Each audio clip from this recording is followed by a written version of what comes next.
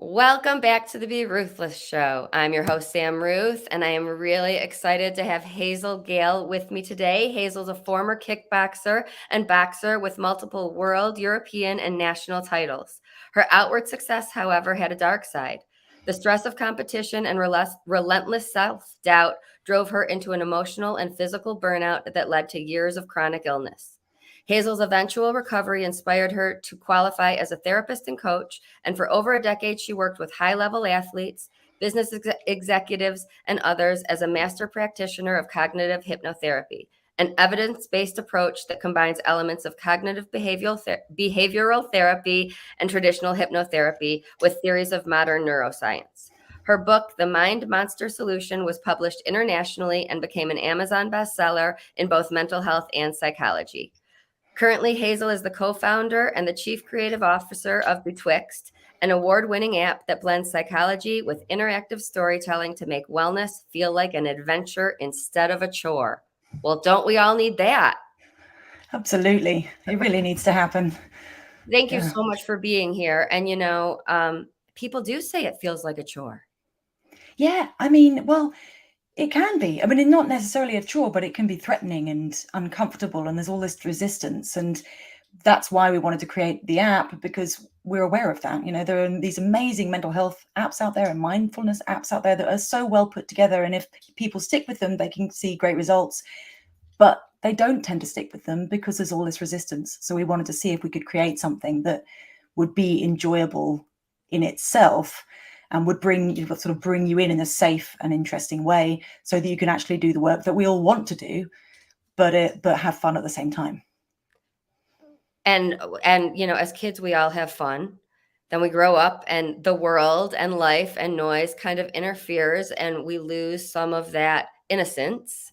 I love the athletic conversation and that you talked about the toll it took, not just physically. Oh God. Physical was the least of it. Mhm. I got into fighting late. I did a degree in fine art, and I was working in a bar after that, because that's what you do with a fine art degree, right? And I met a guy that I liked, and I just followed him blindly into this kickboxing gym that he attended. It did not work out with the guy, but that didn't matter, because I instantly fell in love with fighting. I just had an immediate connection with it, which was unusual, because at that point I was really unhealthy. I was a smoker. I drank, minimum a bottle of wine a day. Looking back on it, I don't know how I got through it. But I gave all of that stuff up to fight, and loved it, but also looked at it completely in the wrong way and put so much pressure on winning, and everything was binary. I was to the point where I didn't just have to win my fights, I also had to win the press up competitions at the gym, or the who's got the biggest bicep competition down the pub. It was ludicrous, and I could see it was happening, but I didn't really understand how important it was that I change it, until I just couldn't take it anymore, and I burnt out. I was chronically anxious, very depressed, and physically I got to the point where I couldn't get up a flight of stairs without stopping to catch my breath, which for somebody who prided themselves on being a strong warrior athlete, was really, it was like a death, really. So where was the question? I'm sorry, I forgot what the original question was. We don't talk about The physical strain. the emotional strain. I played sports my whole life, and they just tell you to get back in there, shake it off. Yeah. And so the taking the time to even just process things is not acknowledged, accepted, allowed. No, everyone would pay lip service to it. They would say, oh yeah, you'll get nervous. Yeah, I get nervous. But nobody ever really said that in a way that made it sound like it was okay. And I remember being told time and time again, you've just got to make fear your friend. I think Tyson famously said that at one point. And so people would throw this sort of aphorism around that sounded great, but where was the instruction manual? How the hell are you meant to make something like fear your friend? There's no way to do that. And ultimately, that's what I got in. I went to therapy, and therapy slowly but definitely changed my life and changed my outlook. And then I stepped away from fighting to train as a therapist. And then, I wrote a book on this whole process. And the book really is just a metaphorical version of how to make fear your friend. The idea was to turn these abstract, painful experiences into something concrete that you can learn to empathize with and understand, and therefore, it reintegrate and ultimately, reorganize. And Betwixt is the same process. It's just this idea of giving people a creative and safe space to look at and engage with the sticky, difficult, dark things, so that you can come out the other side feeling differently about them. It's so important to discuss that, because so many people think it's fearless, right? Like you reach a point where you have no fear, and it's absolutely not that whatsoever. It's learning how to work with it. Absolutely, dancing with it rather than trying to fight it off. The way I always thought about it with fighting was like I was getting into the ring every time with two opponents, my own self and my own fear, and my actual opponent, which is useless, because actually the part that I was making up was way bigger than the real person standing in front of me. But the moment I knew that something had really changed for me, it was a long journey, because I had to come back not just from the emotional stuff, but also from the physical stuff. And so it was a long and in many ways begrudging journey. But when I knew I'd made a change was when I was warming up to fight for the national boxing championships, and it was the final.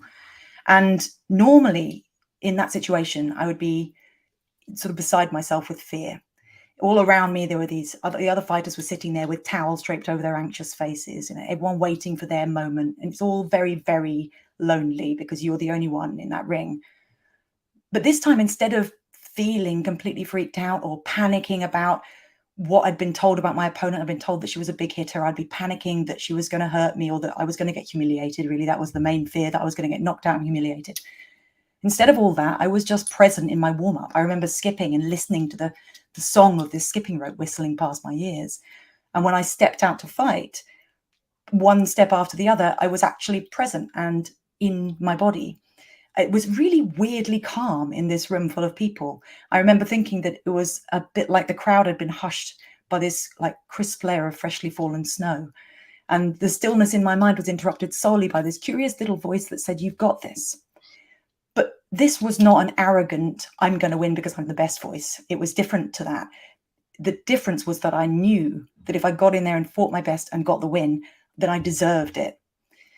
And when I did, I got in there and I fought, and she was a tough opponent, and, not all of the fight went my way.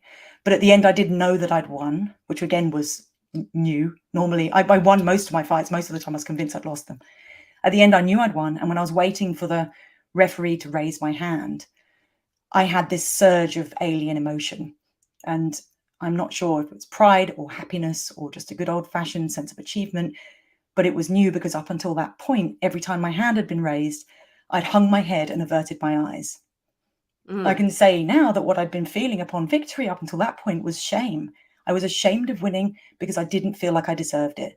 And that was why I wrote off every achievement up till that point as, fluke or chance, or just not actually good enough and I shouldn't have got the win. But on that day, I was able to own the victory. And that was when I absolutely knew that my perspective has changed. And interestingly, it's also when I knew I didn't need to box anymore.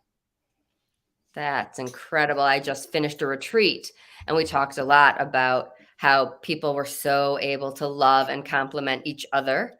But when it was their turn to receive, suddenly they had to go to the bathroom, or they needed to get a drink of water, because it's so uncomfortable when you don't feel worthy or deserving.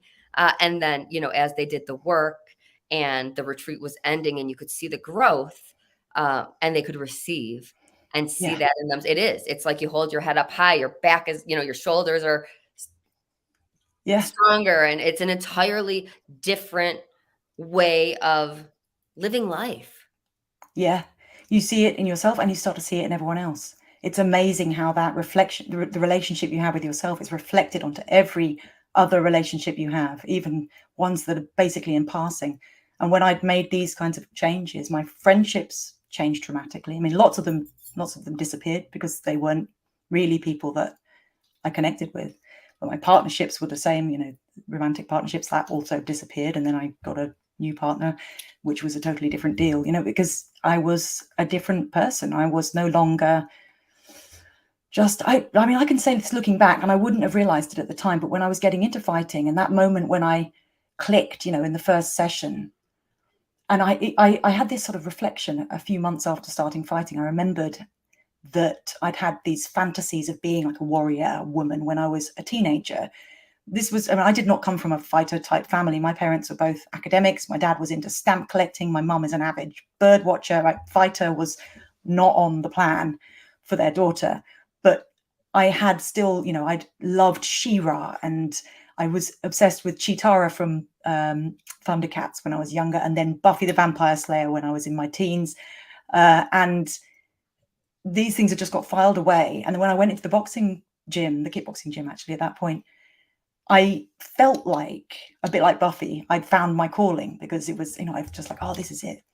I look back on that now and I'm like, that was not the sound of a true calling. What that was the moment when I realized there was this thing that promised to allow me to fight off the sense of insecurity that I've had for such a long time by becoming this warrior character. I idolized all the big fighters at the gym, and I thought it was my ticket to worthiness. I thought this was how I was going to do it.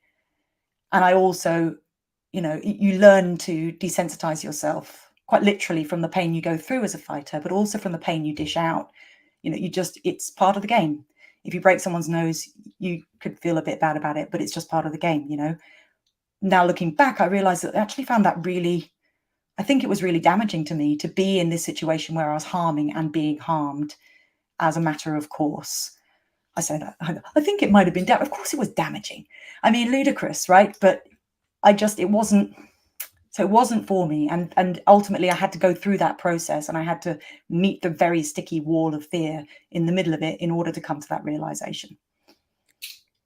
And everyone who doesn't feel worthy does things in their own way. Do you think yours was physically letting yourself be punished? Like you were literally being beaten up? Yeah, probably. But I also think there was, the other side of it too. I think that it was a double-bladed sword. On the one side, I was being punished like that. On the other side, I was tempting myself with this promise to be able to dominate. And I think, again, this was not present in my mind at the time, and it could be a rationalization. I don't know, but you see that quite a lot in fighting sports as well. And that now is the thing that sits most uncomfortably for me about that whole time. So there must be something in it, really. But everything, you're right, everybody, it's out of this fear or sense of disconnection or sense of unworthiness that every single problem that we struggle with comes from. People walk into therapy with a problem. It doesn't just come from nowhere. There is something underneath it, some kind of pain, some kind of wound that is creating that situation, usually because the thing that you're doing is a failing coping mechanism. And so for me, all of the fighting stuff was a coping mechanism that ultimately ended up harming me more than it solved any problems. And I talk all the time. The work I do is I call, with the invisibles, physical injuries we can see. Most of us are walking around with things that we're hurting that no one else can see. And now you're dealing with that stuff. But everyone could see what you were visibly injured with. That's easier to talk about. That's easier for others to say, oh, let me hold that door for you. Let me do this. The world doesn't understand this intangible depression or anxiety, unless you've lived it. It's difficult to help someone else really understand. People think it's just sad. Anxiety, just worrying. Yeah. And even if you have lived it, it's still difficult to care for people and fully understand what they're going through. We can never understand anyone else's experience fully. And I think it's even harder sometimes when you've been through that kind of thing to see other people going through something similar, because then it can be uncomfortable as well to see all this stuff that you did, in inverted commas, wrong, being reflected back in somebody else's experience. So it's literally never easy to relate to somebody who's in that dark place, which makes it even harder to be in that place in the first place. I think we're literally in the middle of Mental Illness Awareness Week right now. And I think the most important thing for anyone struggling is finding others who get it. No one will have the exact same path, but we relate to so many people in so many different ways. I had people from all over the United States dealing with all different things, but they all found something in each other's story, whether it, one little piece, and they were able to connect and say, like, we all belong together. And when we stay silent and when we don't talk about the invisible things, we deny ourselves and each other the ability to connect and bond and figure out that we aren't alone. And so then we feel alone and isolate and go through it, and it's so overwhelming and it seems like no one gets it. And while we don't have anyone who has the exact path, there are people who have pieces and can relate and want to bond and share tools and tips and just say, I'm here for you. Absolutely. It's the whole shame doesn't survive in the light thing. We need it. We need to be expressing these things in one way or another. I mean, but I think that's another thing that gets misunderstood, that people think that we have to go and talk to somebody about these things in order to express them. And I don't actually think that's true. There are many ways that we can express things. We just need to find a modality that feels safe, or at least one that feels safe as a way in, because it can usually lead to the ability to speak about these things ultimately, which is a great place to get to. But I think that a big problem with all of this stuff is that the shame around it makes it very hard for people even to go there to understand it themselves. And so we end up just blocked from the experience. I was so emotionally dissociated before I burnt out. I mean, I can remember I know now that what must have been happening was I was having panic attacks, and I would have these panic attacks multiple times a day. And I was so clueless about my emotional experience or my body that I didn't know what it was. I just thought maybe I was ill.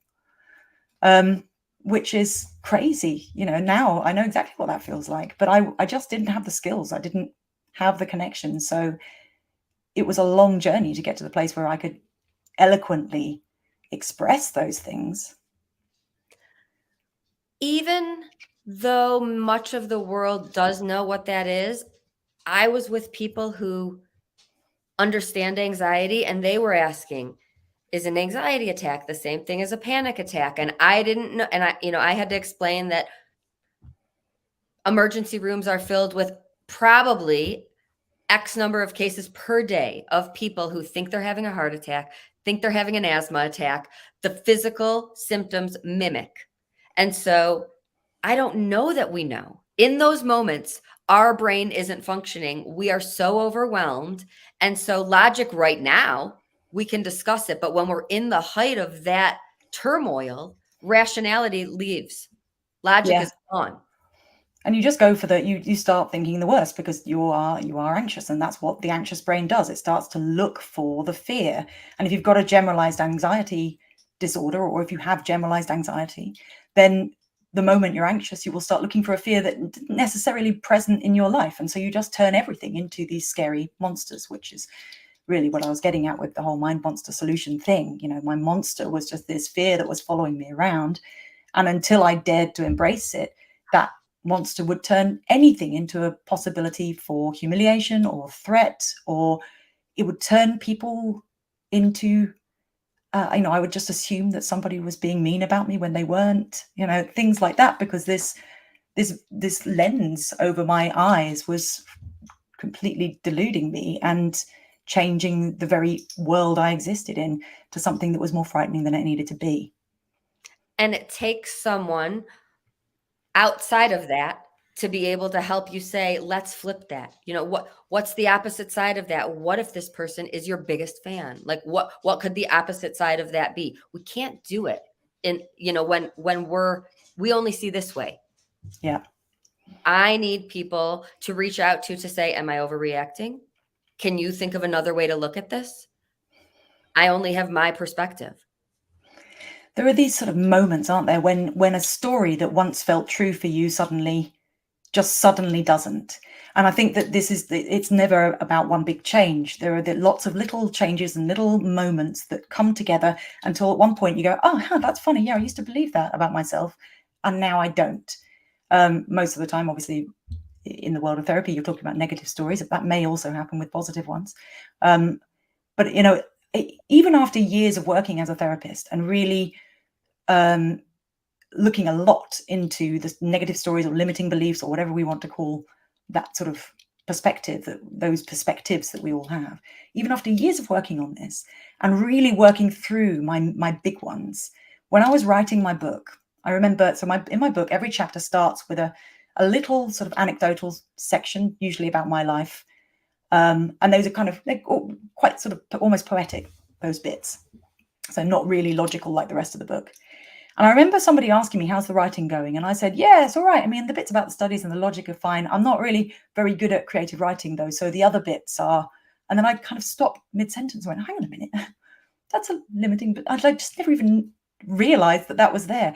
And in that moment, because that was quite a small one for me, and when I realized I had this insecurity that wasn't necessarily based on any kind of reality, I also remembered being in English class at school. I was not good at English because I was dyslexic. Nobody had picked up on this because I'm quite old and female. So, and it wasn't so bad that I couldn't write at all, but my spelling was atrocious. My reading was really bad. So English was not a great experience for me. And I remember being asked to write a description of my best friend. And I'd written this description. I think I'd said something like her eyes mounted on and like cheekbones that protrude or something like that. And my teacher had like red marked it all over. It's came back saying, sounds disgusting. And at that moment I thought, okay, so creative writing is a thing I can't do. And it was just such a small thing, but I had hung on to that story until I was 40 years old and writing a book. And I reflected it back and went, oh, hang on a minute, that's not necessarily true. I could give it a go. And after that, the creative parts of the book were absolutely the bits that I was most proud of and enjoyed doing the most. That brings me to what we were talking about, self-care, and how it should be fun. When I talk to many teenagers about things that are fun, they often talk about not doing things they're not good at. Yeah.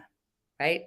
When we're younger than a teenager, we do anything. We don't care if we fall on our face. We don't care if everybody laughs, but the world intervenes. And then there's this fear of being judged. And most people will, do the things they excel at. Life is about fun, right? Like, I love laughing at me. So does everyone else, but I really enjoy it too. And we don't have to be good at everything. No, and if we stick with something that we aren't immediately good at, we will get much better, I'm in a real mix with that in a personal sense, because in many respects, I'm a really growth-minded person.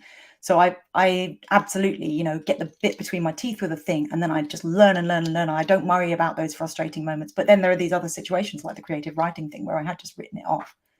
But I think one of the main problems we have with that fixed mindset, talent focused perspective, in the world, is anything creative, because anything creative is skilled, and nobody comes out of the womb an amazing painter. It just doesn't happen. But for some reason, we think that we should be able to do it immediately. And this for me is the biggest crime. I mean, also it's all sort of messed up in the school system anyway, because we get graded on our art, which doesn't make any sense at all. It's completely subjective.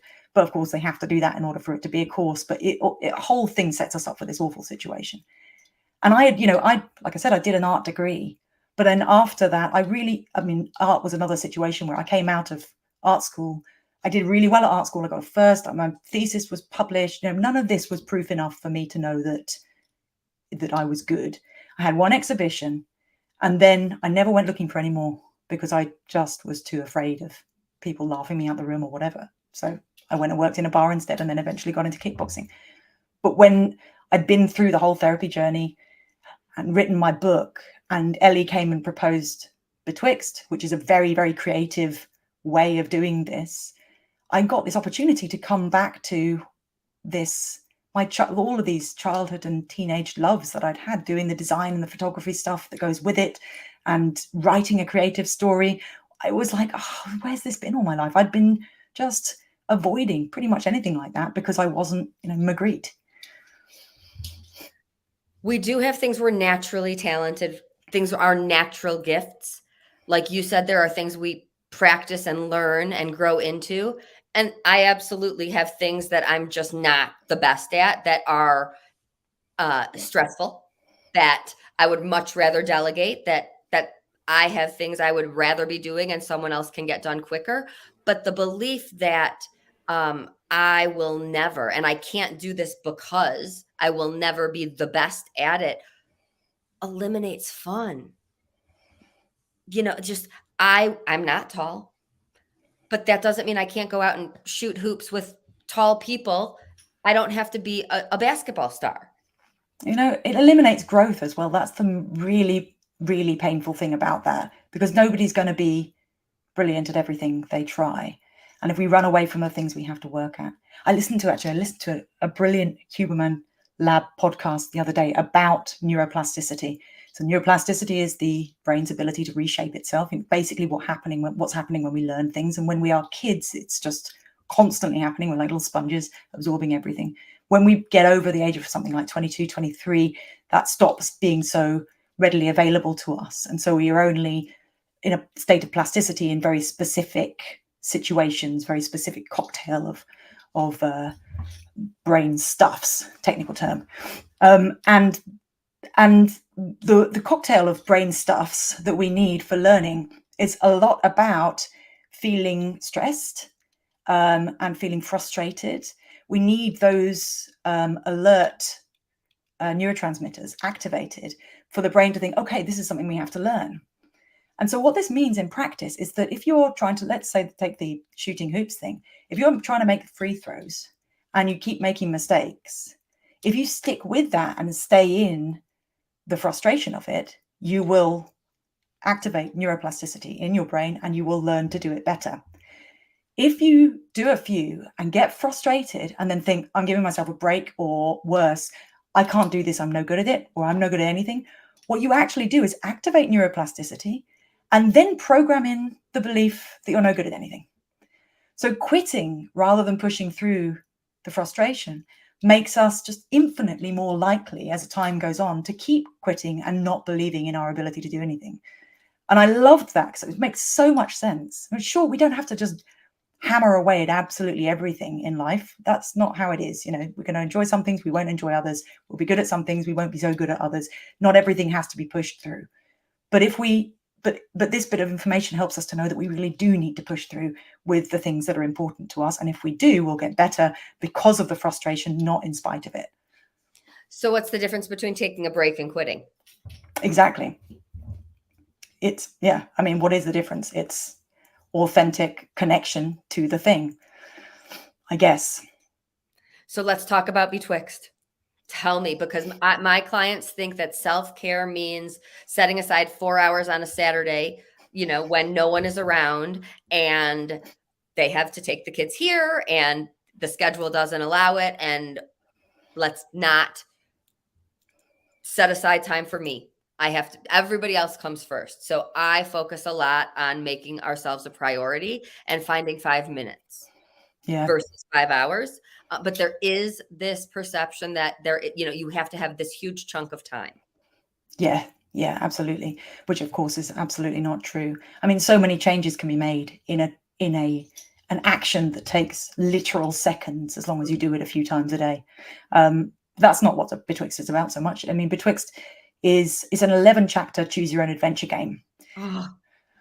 Set in a, I know exactly. I mean, we were like, my business partner is 30 something, so she's 10 years younger than me, but she vaguely remembers choose your own adventure books, and I remember them very well. And of course, they were cumbersome things in hard copy. They just meant you had to write an enormous book and you had to keep flicking through the pages. But it is perfect for a digital app. So we were like, well, let's see if we can do it. And we worked with lots of different people along the way. Our eventual story was written by a brilliant World Fantasy Award-winning author, Natalia Theodorodou. It's a fantastical world called the in-between, which responds to your thoughts and feelings. And you find yourself stranded in this place at first. So you sort of wake up into this place. It's basically just white because there's only snow there. That whole thing is a metaphor for this kind of numb, dissociated state we're always in before we decide to work on whatever it is we want to work on. And then you start to hear this curious voice come somewhere from the back of your head, who talks to you.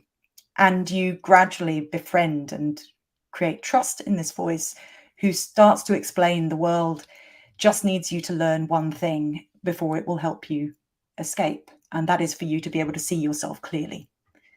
And so with the help of the voice and with the help of the metaphors in the world, you go through these dreams, 11 dreams, 11 chapters, each one focusing on a different element of either self-awareness, self-compassion, or emotion regulation. The idea was to bring important theories and tools from psychology and therapy into the narrative so that it doesn't feel like you're doing the work when you're doing the work. You're reading a story, you're participating in the story. In fact, you're co-authoring the story, because one of the brilliant things about doing this digitally instead of hardback is that, hard copy, sorry, is that the players don't just make choices when an option arises, which would have what it would have to be in a book, of course. But we've also added in the option for people to write into the game, and using a sentence completion functionality means that we can then take that, swap the pronouns around from me to you, and the voice in the game can parrot back what they've said, and the game itself can parrot back what they've said. So if they've said they want to work on achieving a calmer mind, that is brought back in throughout the game, and you're reminded of this goal to have a calmer mind. And you can write in what you see in the distance, or for example, and then that thing is there, that's in the distance. So it's your version of this world. No one else will have the same thing. The idea being just to build those three important skills, the ability to regulate your emotions, the ability and the means to practice self-compassion, which is so, so important, and this sort of building up of self-awareness throughout the game that means that you end up walking away a stronger person. We've got lots of studies going on looking into it. We've been really, really keen on making sure we have proper independent research behind the game, because with a lot of mental health apps, the research isn't actually independent. So it's kind of scientifically iffy because there's a conflict of interests. So we were like, we're not going to do that. Also, we don't want to pay for studies anyway. So we've found amazing researchers who are interested in the area, and they've conducted independent research. And our first bit of research has come back from a 500 person study, and it's shown a decrease of approximately 30% in both stress and anxiety after 2 weeks of play. And that was conducted with our beta version and only for the first 4 dreams. So we're really looking forward to continuing that research with the full thing. But that was so exciting. I was, especially with everything so rough, I really didn't know if we were going to see any results in that study. But the fact that we did just solidified my sense of purpose with this. And I fully believe that the relationship you form with the voice, which everyone always says is weirdly real, and the magical world and the option to engage in a metaphorical, visual, creative way with yourself and your blocks, I believe that is really, really a part of how we create change. And I think that those things need to be where digital self-help type mental health programs need to go. So I complete the 11 chapters. Amazing. I keep going. I can. I see. I thought you said you had. I was like, I didn't think you'd. No. With Choose Your Own Adventure, I would just read over and over and over again, because you can do a new. It's never the same twice. No. I mean, and also people focus on different things when they go through it.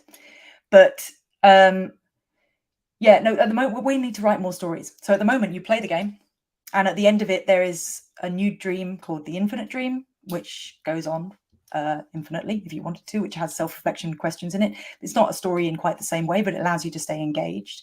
There are also lots of additional processes. There are guided meditations, and there are replayable processes from all the dreams, which is taking the story out essentially and just giving you the therapy tool, which means that if you come up against a problem, you can say, I think that thing from dream 4 would be helpful here, and you can go back and do it. But ultimately we want to write, I've got the idea for the next story in my head already. I'm really excited about it. And we've got the author as well, I think. I want to write a load of stories. So you step into this world of Betwixt and you finish one story and then you can go and browse through the other ones and you can choose a story based on what the story is, or you can choose a story based on what it focuses on. We're going to have a mindfulness one and an anxiety one, different elements going into more detail. And I just imagine this sort of beautiful fantasy universe of all these stories that have this secondary benefit of helping you with your mental health in some way. Do you work with clients as well, or is this your work? This is my work now. I stopped seeing clients, I think, a year and a half ago when we got a big enough grant to be able to pay our wages, which was really at that point extremely necessary because it's so much work and it's impossible to juggle everything. And I was tired. Yes. If people are listening and connecting and have questions and say, but I want to talk to you. And now you're not seeing clients. Can they email? Can they reach out? Absolutely. You can email me at hazel@betwixt.life. So that's BETWIXT.life, LIFE. You can also catch me on TikTok. My best social media channel is TikTok, but I'm also on Instagram, but I mean, that one's tiny, which is betwixt.app. And you can come along to our Discord server as well. There's a link to that in our link tree and all those social media places. So there's plenty of ways to get in touch with us. And the apps, both of them, the iOS one and the Android one, are on the App Store and the Play Store. What else is going on in your world? What else should people know? I mean, Betwixt is pretty much everything in my world at the moment. Of course, there's the book. The book's been out quite a while. The book is called The Mind Monster Solution. It was published in 2018, and it was the inspiration for Betwixt, actually. I only learned this recently. Ellie had the idea of creating this story, and she came to me and proposed the idea nervously because she thought I would say it was a ridiculous idea and it would never work, but she didn't realize that it was literally my perfect job. And only a few months ago, she said, you do know that it was after I read your book that I came up with the idea. There's a whole section in my book on metaphor and the importance of imagery and how it leads to change if you use it in the right way. And that was when she came up with this idea. I was like, I did not know that. That's like a lovely sort of full circle situation. So yeah, the book is a kind of sister act really to Betwixt, I suppose.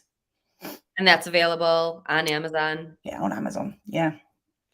So anything I'm not asking? I don't know.